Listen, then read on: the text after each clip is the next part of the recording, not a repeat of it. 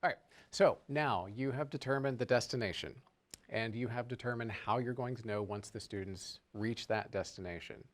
All that's left to plan is the journey from point A to point B. The name of my team back at Texas State University is Learning Experience Design. And that is actually what we're talking about here, is sort of creating the learning experience for students, how to get them from saying you're going to know or be able to do this to actually being able to do it. Let's start with probably the most simple, the way that you can deliver content to your students while you're teaching your class remotely. Probably one of the most simple would be through readings. So most of our classes probably have assigned textbooks, especially since I'm guessing most of the classes we're thinking about today were face-to-face courses before this change. So if you already have an assigned textbooks, students still have those textbooks. You can still assign readings. Students can keep up with the readings using the low stakes quiz. That would be a great way for students to be, or for you to be able to make sure that students are keeping up with the readings that you're assigning, those low stakes quizzes. So readings, be it textbook, be it assigned articles, things along those lines, those are all absolutely valid when you are using remote delivery. Now, Laurel gave me a great segue a second ago, using things like video. So let's talk first about video that someone else made. There are lots of great videos on YouTube that you can search, Vimeo, different sites. Even textbook publisher sites have a lot of great videos these days. So you can consider using video to sort of enhance what the students have read in their assigned reading. So the readings build the foundational knowledge.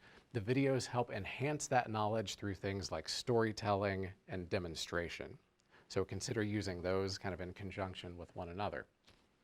Then think about how you want to use, let's use the word lecture, in your classes. There are two things that I want you to consider when you're thinking about lectures during this period of remote delivery. One is you can absolutely have live sessions with your students. You already have class times planned and things along those lines. However, I want you to, at the same time, to consider there are some challenges to that for your students. So students, for example, if they are attending off campus, they may be using their mobile devices, and if so, they might have data caps that they're working against, things along those lines. Finding a stable Wi-Fi connection, if they don't have access to that on campus, may be difficult or whatnot. So you can use live lectures. I would recommend making them a little bit shorter than what you usually plan for your lectures. And when you're having that lecture with your students, think about not duplicating the information that they should have picked up from the readings. Don't use your lecture time to just reiterate what they should have already picked up from the assigned readings and from perhaps the videos that you had assigned them to watch and whatnot. Really use your lecture time to add, to augment what they should have picked up from the readings, to enhance that through maybe sharing your own experience or sharing some scenarios that are meaningful to them. And also, and this is really important, especially during a time like we're facing right now, lectures not only can be used to provide content, but lectures can be used to provide a sense of normalcy to your students. They're used to seeing you on a regular basis. They're used to hearing your voice on a regular basis.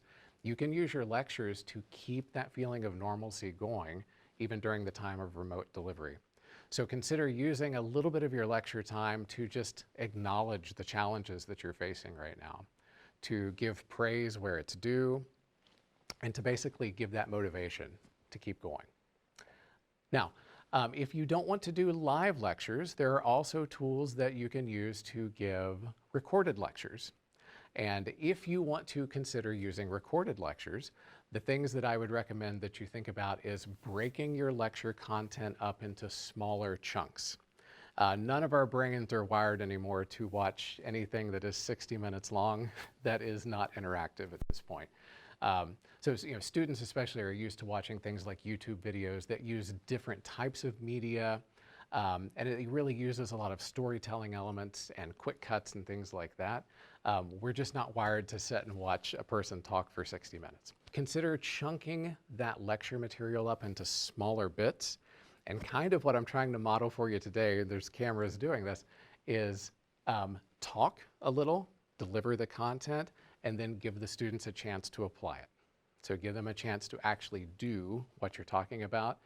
As you've been doing today, you're creating this plan, but it could have been something like reflecting on the new information that you're taking in. It could have been asking students to find additional resources on the topic that you're talking about.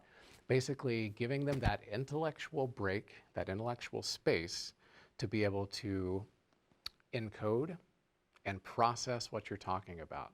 So do think about that. So give yourself a moment, think through that.